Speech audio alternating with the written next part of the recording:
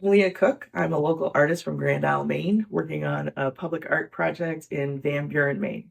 The project we're doing with the town is to make a series of mural panels that look like different places in town, put as postage stamps with distances to where you might find them.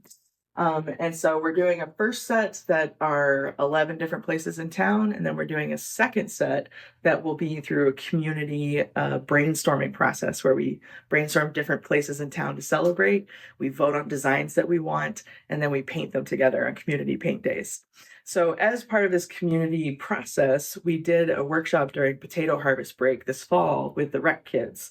And when we did this with the rec kids, we asked them, what are some places in town that you might want to make our own stamp of? And our older group of third and fourth graders started brainstorming different things. And I was like, isn't that in Caribou? Isn't that in Presque Isle?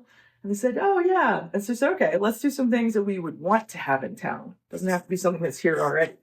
And so some of the girls wanted a Sephora, they wanted an H&M, and I said, all right, so you guys want to do some shopping. This area is your shopping area. You do whatever you want there. They went to town with their pencils and came up with all kinds of stuff that they wanted. One of the boys immediately wanted a city scooter program. So these are scooters out on trails, including one kid hitting a rock and going flying. He's fine, apparently.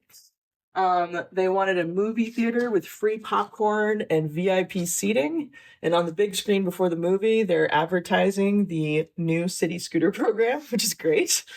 They have an arcade full of games, including a claw machine that's out of order because they told me claw machines are always out of order. I said, this is imaginary. Yours could work. I said, no, it should not work. I was like, all right, whatever you want to do. And then we have a dog park, a place to walk dogs with a duck pond. And so this is something that we were asking them, oh, does anybody have dogs? Where do you walk them? And it sort of came out from that of like, oh, it'd be nice to have a place to walk.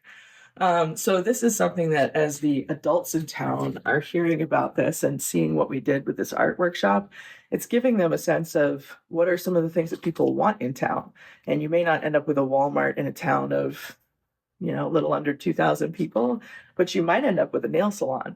And so it does help to say, oh, hey, yeah, no, I would like a nail salon. Or you could have a pop-up makeup shop that's the brands that you can't get locally, but are, what you might go to Sephora to go buy. This is not necessarily hard market research, but it's giving some of that vision and some of those ideas back to the Revitalization Association, the selectmen, the town manager. It just helps to bring some of that voice forward. And as the adults have been looking at it, they say, oh, like these are our young people. This is the voice of our future.